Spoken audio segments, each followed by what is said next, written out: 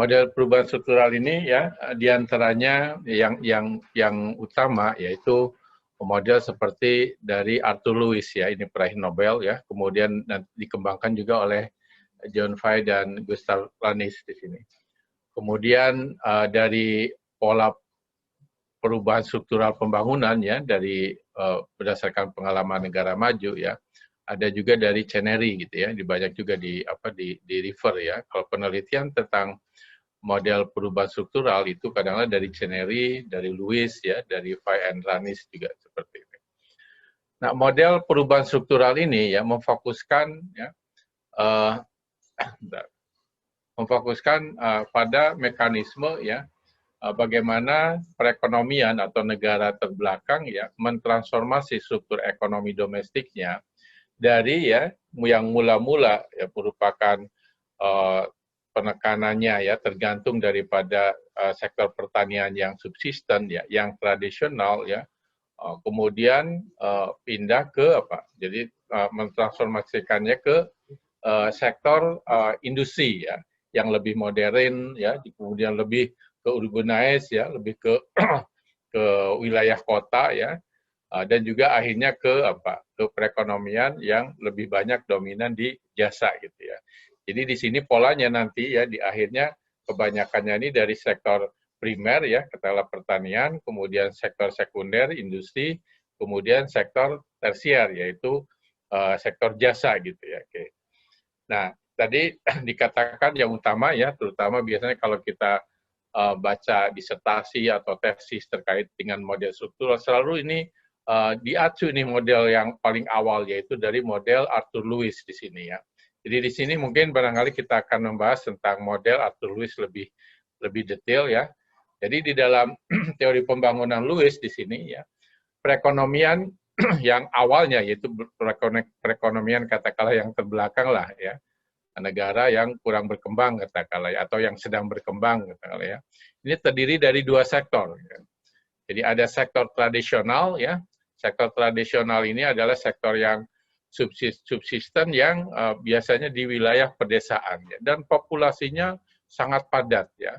Nah, karena populasinya sangat padat berarti terjadi surplus tenaga kerja ya. Kemudian sektor yang kedua adalah sektor modern yang produktivitasnya tinggi ya, di mana ini adalah tempat perpindahan ya dari asal yang mulanya di sektor pedesaan yang sangat padat penduduknya ya, pindah ke sektor modern atau ke wilayah perkotaan ya. Oke. Kemudian fokus model ini ya di dalam teori Lewis di sini ya, yaitu sebenarnya proses bagaimana ya transfer surplus labor ini ya dari sektor tradisional ya ke sektor modern ya, yang akhirnya mengarah ke pertumbuhan output dan tenaga kerja di dalam sektor modern ya. Jadi di situ Lewis menghitung bahwa dengan kenaikan 30% atau lebih ya di dalam upah di perkotaan gitu ya, nanti pekerja akan migrasi dari daerah pedesaan ke daerah perkotaan ya. Oke. Nah, di dalam model Lewis ini ya ada beberapa asumsi di sini. Pertama ya, jadi kita lihat ya sektor tradisional, waduh ini jalan terus nih, bentar ya. Jadi ini asumsinya ada dua sektor tadi, ada sektor tradisional, ada sektor modern ya. Katakanlah kalau tradisional ini adalah populasinya padat ya, di tulisannya di sini di dalam model nanti tenaga kerja di pedesaan ini katakanlah satuannya jutaan gitu, yang tak terbatas gitu ya. Kemudian produktivitasnya tinggi kalau di sektor modern ya, karena memang masih relatif sedikit ya, katakanlah jumlah tenaga kerjanya dalam ribuan ya di dalam tulisannya di sini ya. Oke. Nah, karena di sini tidak terbatas atau banyak sekali ya, maka mungkin suatu saat di dalam model Lewis ini, jadi kalau misalkan ini ada dua, sebelah kiri dia adalah sektor modern ya, sebelah kanan adalah sektor tradisional ya. Jadi di dalam sektor tradisional yang berpopulasi cukup padat gitu ya, dalam satuan jutaan ya di situ, di sini adalah quantity of labor in agriculture ya, di sini adalah labor ya, tenaga kerja petani sektor pertanian katakanlah. Pada satu titik ya, LA di sini gitu ya. Nah, penambahan tenaga kerja di sektor pertanian ya, itu tidak akan menambah output ya, yang kita kenal dengan marginal productivity of labor itu sama dengan nol ya setelah titik LA ini. Jadi setelah titik LA, tambahan tenaga kerja itu tidak akan menambahkan output gitu ya. Jadi ada terjadi surplus labor gitu ya. Nah, berbeda dengan sektor modern gitu ya. Sektor modern katakanlah sektor industri ya, penambahan tenaga kerja itu selalu akan meningkatkan output ya, selalu akan meningkatkan output. Tapi memang di sini asumsinya diminishing return gitu ya di dalam output ya. Jadi naik tapi kenaikannya semakin berkurang ya. Ya, tapi kenaikannya semakin tetap naik gitu ya, tidak seperti di sektor pertanian, sektor tradisional. Kenapa ini tetap naik? Karena memang tenaga kerjanya masih relatif sedikit ya, makanya di situ diasumsikannya adalah dalam satuan dalam satuan ribuan gitu ya. Di sini ribuan ya, ini adalah jutaan gitu ya. Nah, di dalam sektor pertanian di sini gitu ya. Kalau misalkan saja kita hitung berapa rata-rata produksinya gitu ya. Rata-rata produksinya di sini adalah ini produksinya adalah di total produksi ya. Di sektor agriculture di sini pada titik LA adalah di sini, kemudian ini LA-nya di sini, berarti kalau kita tarik garis lurus ya, kemudian slope-nya ini adalah sebenarnya produksi rata-rata ya. Total produksi dibagi tenaga kerja itu adalah produksi rata-rata per tenaga kerja gitu ya. Jadi anggaplah katakanlah untuk penyederhanaan kalau kita bagi dengan jumlah tenaga kerja, ya kalau misalkan ini total produksi ini katakanlah dikaitkan dengan uang, katakanlah, jadi seolah ini rata-rata produksi ini merupakan upah di sektor agriculture, di sektor pertanian. Ya. Jadi kalau kita lihat di sini, kalau kita tarik garis lurus, ya ini LA gitu ya, kemudian ini adalah average product of labor in agriculture di sini APL ya A di sini gitu ya, maka ini adalah apa? Maka ini adalah average product of labor in agriculture di sini ya. Oke. Jadi di sini kalau gitu upah rata-rata sektor tradisional dianggap sama di sini ya. Oke.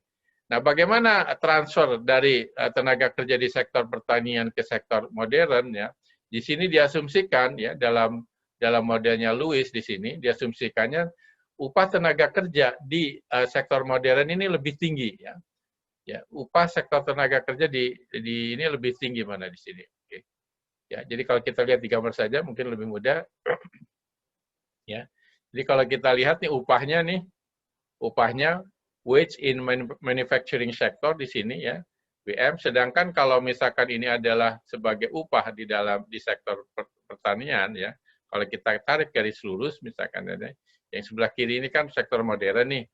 Berarti upah selama upah di sektor modern di sini lebih tinggi ya, dan diasumsikannya konstan di dalam model Lewis di sini ya, konstan ini, makanya ini garis horizontal ya.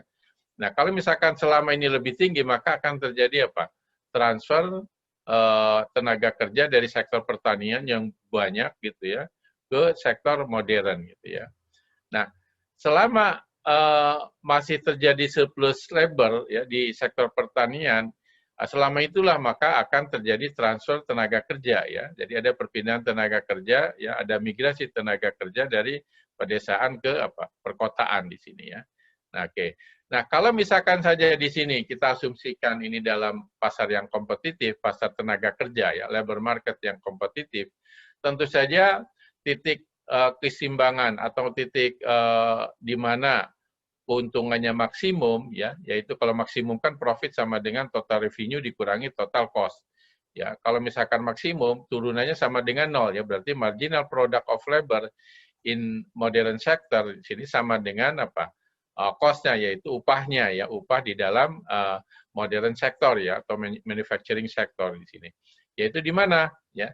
Nah, karena marginal product of labor ini ya di dalam pasar persaingan sempurna di sini ya, maka ini sebenarnya ya MPL ini marginal product of labor atau produktivitas dari labor di sektor modern ini merupakan permintaan daripada permintaan dari tenaga kerja di sektor modern gitu ya. Jadi kalau misalkan ini fungsi produksinya ya, dengan asumsi katakanlah menggunakan kapital M1 ya, yang tetap nih makin banyak tenaga kerja, makin output-nya makin tinggi. Nah, dari total produksi function ini gitu ya, kemudian kita turunkan marginal product of labor-nya di sini ya, akan diturunkan kurva demand di sini gitu. Nah, titik maksimumnya yaitu di titik potong kurva demand dengan kurva supply-nya ya. Jadi ini adalah marginal product of labor in modern sector. Nah, ini adalah di titik Titik keuntungan maksimum ya. Keuntungan maksimum. Kalau kita lihat cost-nya berapa total cost-nya? Ya, total cost-nya adalah banyaknya labor ya dikali dengan upah di sektor modern ya. Berarti yang kotak ini ya, ini merupakan total cost di situ. Sedangkan total revenue-nya adalah titik O di sini, 0 di sini, D1, F dengan L1 ya. Sehingga segitiga ini ya, ini merupakan keuntungan di sektor modern ya. Nah, investasi ada tentu saja karena profit di sektor modern di sini melebihi upah di dalam dibandingkan ini ya, dibandingkan segi 4 ini. Jadi segitiga di atas SL inilah yang merupakan profit. Nah, bagaimana profit ini? Nah, di dalam model Arthur Lewis di sini, setiap profit ini selalu diinvestasikan ya, diasumsikan selalu diinvestasikan kembali seluruhnya ya. Jadi katakanlah ini adalah untuk pemilik modal ya. Sehingga di sini modalnya ditambahkan katakanlah kapital ya di dalam sektor modern ya pada tingkat yang lebih tinggi ya KM2. Nah, dengan tingkat kapital, stok kapital yang lebih tinggi, maka di sini total produksinya akan meningkat, bergeser ke atas gitu ya. Ini total produksi di sektor modern dengan kapital yang lebih tinggi lagi ya. Sehingga di sini model total produksinya seperti ini ya. Oke. Nah, selama tadi dikatakan surplus tenaga kerja ini masih banyak gitu ya, dan selama upahnya ini jauh di bawah upah di sektor modern, maka akan terjadi perpindahan atau migrasi dari pedesaan ke perkotaan. Ya. Nah, untuk fungsi produksi yang kedua, kalau kita turunkan marginal produknya, akan menghasilkan di dua ini, ya demand for labor ya, yaitu merupakan marginal productivity of labor ya in modern sector dengan capital stock M2 di sini, KM2 di sini, ya. Nah, dengan cara yang sama ya, dalam pasar yang kompetitif, pasar kerja yang kompetitif, keuntungan adalah di titik potong ini ya, pada L2 yaitu di titik G ya. Di titik G ongkosnya, total cost-nya adalah L2 dikali upah ya. Jadi ini adalah total cost-nya. Total revenue-nya yaitu di titik 0 atau O, D2, G dan L. Jadi segitiga yang lebih besar ini adalah keuntungan ya yang diperoleh dalam sektor modern ya. Nah, kalau asumsi ini berlaku ya di dalam model Lewis ya, keuntungan ini akan selalu diinvestasikan kembali ya untuk menambah modal di sektor modern ya. Karena diinvestasikan kembali ya, ini naik lagi sini gitu ya. Naik lagi ya dan seterusnya ini naik ya. Kemudian ini juga sama nanti kalau diturunkan marginal product of labor in manufacturing sector, in modern sector, maka bisa diturunkan kurva demand for labor di sini gitu ya. Nah, dengan cara yang sama ini adalah menambah L-nya yang tadinya dari L2 menjadi L3 ya. Dan seterusnya gitu ya. Jadi selama terjadi surplus labor di sektor tradisional, sektor pedesaan ya, sektor tradisional di sini, maka selama itu juga akan terjadi migrasi dari tenaga kerja dari pedesaan ke perkotaan atau ke sektor modern ya. Dan seterusnya gitu ya. Makanya menurut Lewis tadi gitu ya, di dalam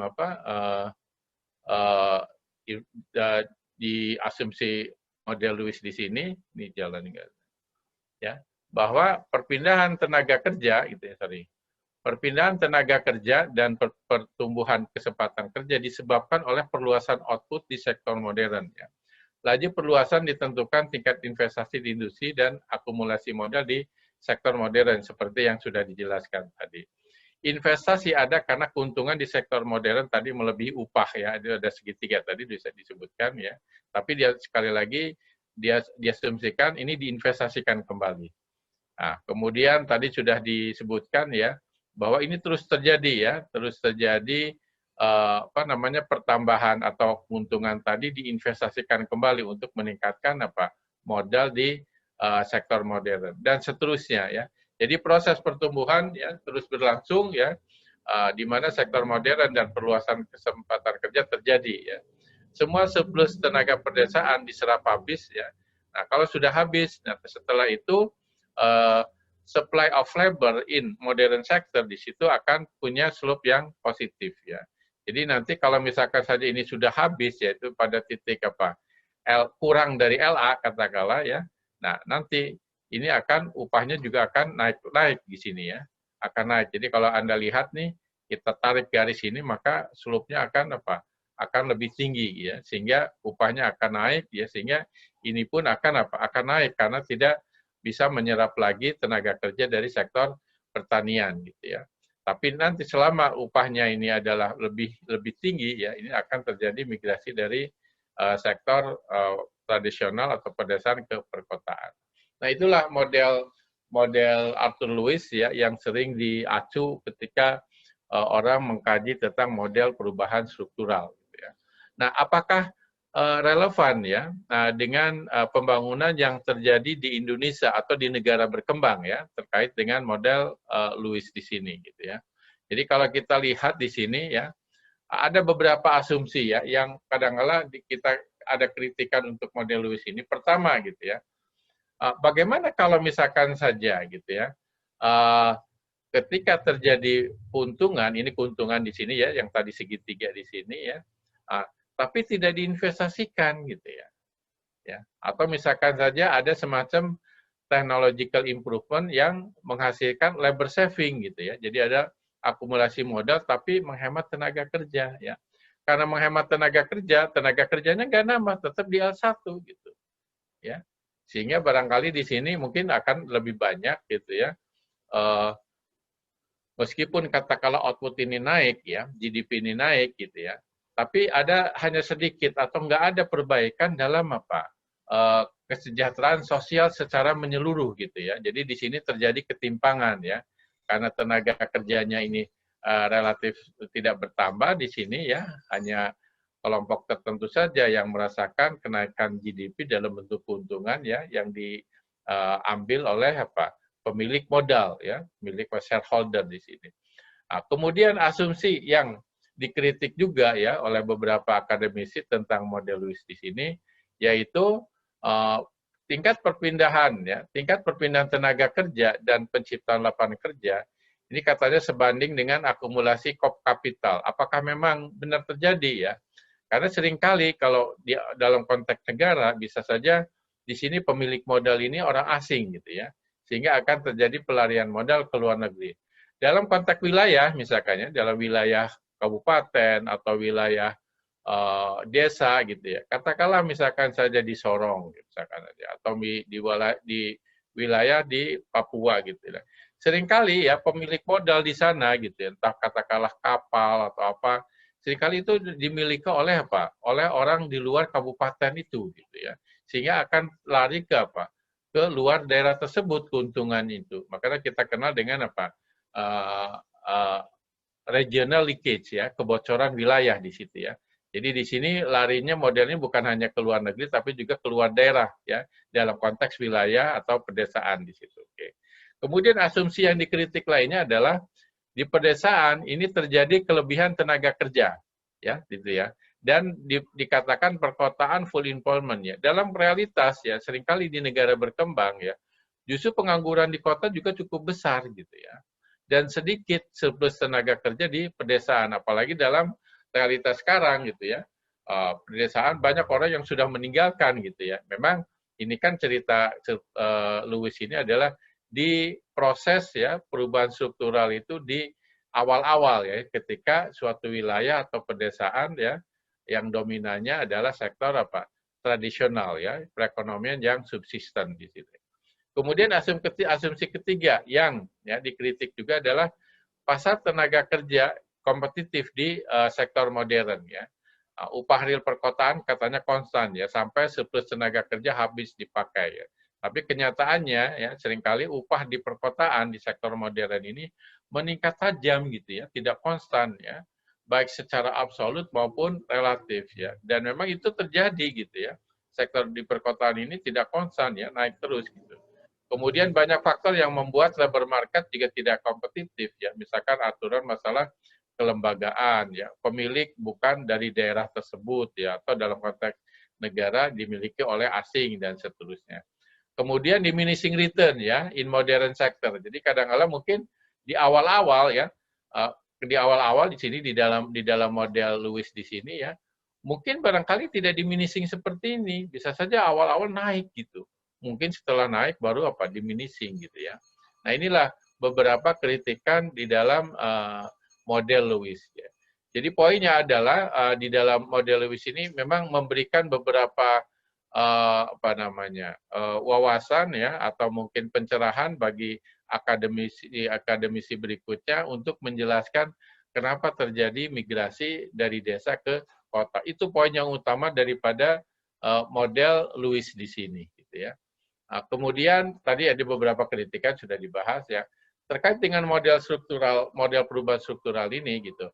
Ada juga melihat perubahan struktural dan pola-polanya ya, pola pembangunan itu ya. Biasanya seperti saya katakan tadi dari model dari sektor primer ya, pertanian ke sektor sekunder, industri dan ke sektor jasa gitu ya. Jadi disinilah biasanya proses transformasi struktur ekonomi dari tradisional ke modern ya. Namun nanti kita juga akan melihat ya, termasuk juga penjelasan tentang model Harald Domar ya, yang pertemuan berikut sebelumnya, bahwa peningkatan tabungan dan investasi sebenarnya merupakan syarat perlu saja ya, necessary condition gitu ya, kalau mau terjadi pertumbuhan. Tapi itu belum cukup gitu ya, bukan syarat cukup gitu ya. Karena kita nanti akan melihat bahwa yang namanya capital bukan hanya physical capital, tapi juga human capital ya. Itu juga lah yang menyebabkan kenapa sebenarnya di kota itu ya adanya human capital gitu, maka proses pertumbuhannya tidak diminishing return gitu ya. Ya, tidak diminishing return gitu ya. Kalau misalkan saja tenaga kerjanya makin terdidik ya, makin canggih sehingga akan meningkat, makin terampil gitu ya, makin banyak pekerjaan atau makin dilatih untuk melakukan proses produksinya di situ. Jadi tidak diminishing return itu yang dikritik, salah satu asumsi yang dikritik di model Lewis gitu ya. Jadi di sini ada transformasi produksi, perubahan komposisi permintaan konsumen ya. Ya kalau kita lihat dari tiga tadi ya, primer, sekunder dan tersier di sini. Kemudian ada perdagangan internasional, penggunaan sumber daya yang bisa berubah. Kemudian juga ada perubahan faktor sosioekonomi ya, ada terjadi urbanisasi ya. Kemudian pertumbuhan dan distribusi penduduk yang tadi terjadi migrasi ya. Tapi poinnya adalah biasanya kalau kita lihat ya bagaimana elastisitas pendapatan. Umumnya kalau pendapatan meningkat, gitu ya, umumnya kalau pendapatan meningkat seperti Anda saja, cenderung permintaan sektor mana yang meningkat ya. Ya tentu saja kan Anda mungkin bukan ke primer ya, karena itu kan ada batasnya ya konsumsi itu. Biasanya ke sektor luxury, yaitu jasa gitu ya, yang banyak dikonsumsi ketika pendapatan Anda makin meningkat ya di sektor modern itu gitu ya.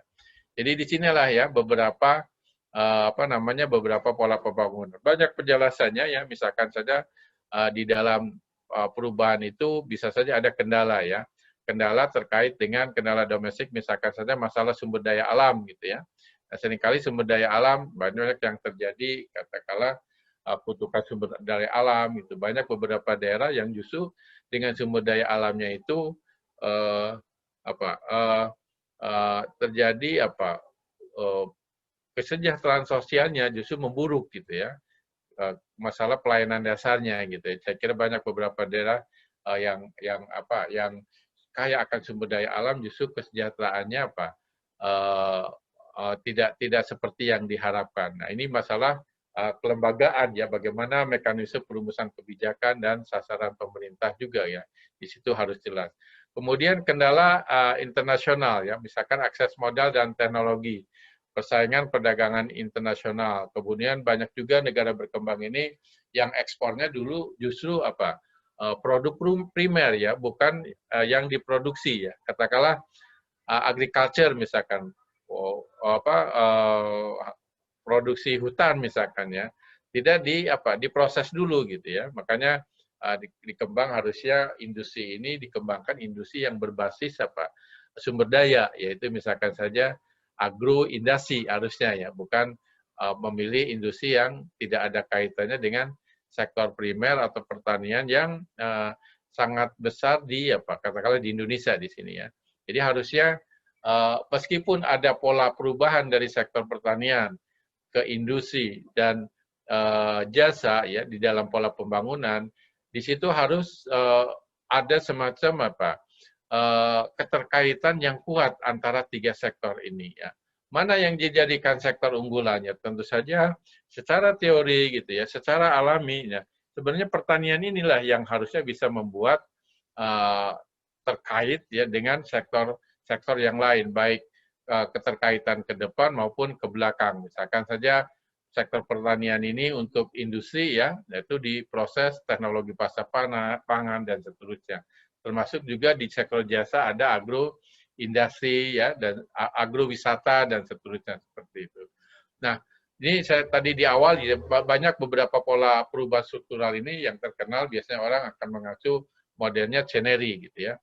Nah, ini saya kira yang utama ya di dalam model perubahan struktural ya. Jadi di sini ada masa transisi dari agraris ke industri, kesinambungan akumulasi modal fisik dan manusia, perubahan jenis permintaan konsumen dari produk kebutuhan pokok ke berbagai macam barang dan jasa, kemudian perkembangan perkotaan terutama pusat industri karena migrasi pencari kerja dari pedesaan ya, termasuk juga jumlah anak yang semakin berkurang karena lebih penting kualitas pendidikannya bukan dari jumlah anak. Inilah yang membuat perubahan struktural tadi ya dari primer, tersier dan sekunder dan tersier seperti itu.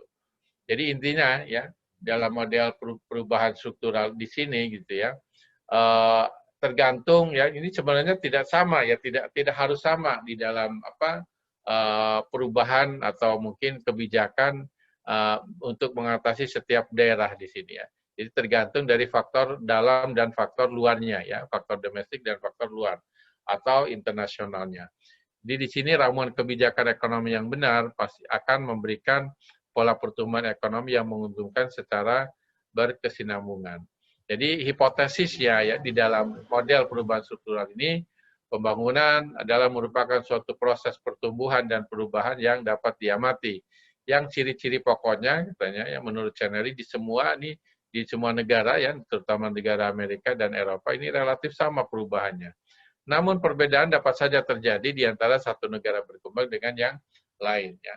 Nah, sehingga nanti di dalam kebijakannya ini tentu saja bisa berbeda ya, dan juga hasil pembangunannya bisa berbeda karena tadi dipengaruhi oleh berbagai faktor ya.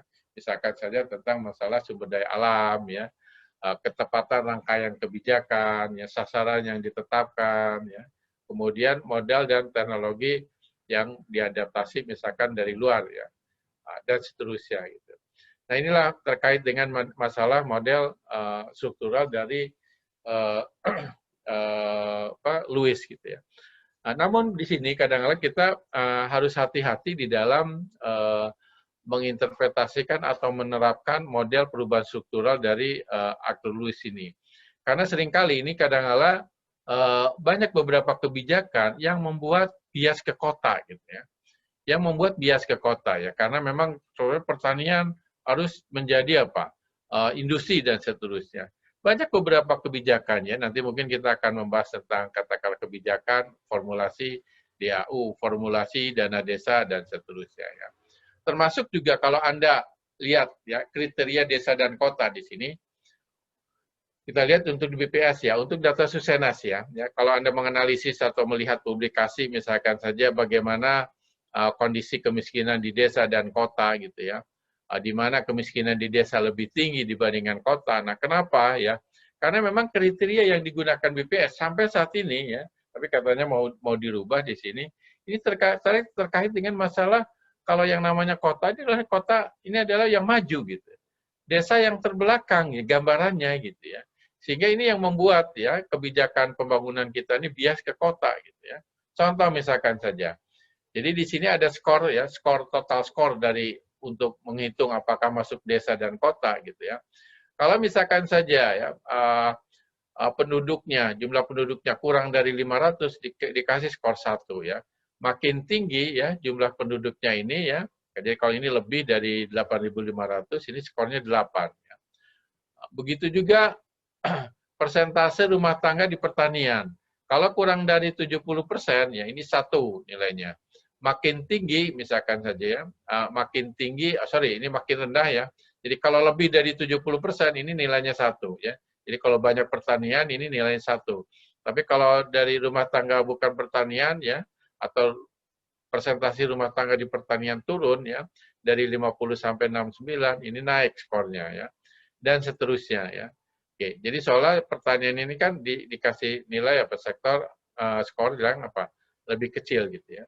Kemudian untuk fasilitas umum misalkan ya, katakanlah untuk fasilitas umum sekolah TK misalkan ya, kita lihat sekolah TK misalkan ya.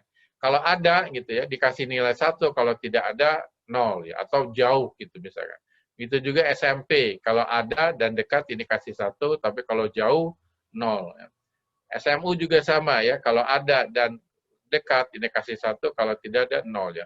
Begitu juga seterusnya antara pasar, bioskop, pertokoan, rumah sakit ya, termasuk juga hotel ya, dan juga apa persentase rumah tangga difasilitasi dengan telepon, dengan listrik ini. Semua dikasih 1 gitu ya. Tapi kalau misalkan saja yang kurang fasilitasnya dikasih 0 gitu ya. Sehingga tidak aneh gitu gambaran desa itu adalah apa? Gambaran apa? Yang tidak maju, gambaran kota adalah gambaran yang maju gitu ya. Sehingga inilah tidak aneh bahwa karena pembangunan ya di kita ini cenderung bias ke kota, bias ke Jawa gitu ya. Sehingga masalah ketimpangan ini dari dulu sampai sekarang belum berubah ke yang lebih baik gitu ya. Seperti yang sudah kita bahas di awal-awal gitu ya. Jadi kesimpulan dan implikasi dari teori perubahan struktural tadi gitu ya. Langkah dan pola pembangunan dapat berbeda ya karena faktor domestik dan faktor luar ya dalam konteks negara internasional. Optimisme ya ramuan kebijakan ekonomi yang benar. Jadi kalau ada kebijakan yang benar ya kan memberi pola pertumbuhan ekonomi yang berkesinambungan ya. Saya kira mungkin itu ya poinnya di dalam model perubahan struktural gitu ya. Sehingga nanti barangkali tugas Anda nanti di sini adalah jelaskan model Lewis ya dan relevansinya dengan kebijakan pembangunan di Indonesia ya. Jadi memang sangat berperan ya model Lewis ini terkait atau dalam menjelaskan kenapa terjadi migrasi dari desa ke kota ya. Terjadi migrasi perpindahan tenaga kerja dari desa ke kota ya. Mungkin barangkali itu kalau ada pertanyaan silakan.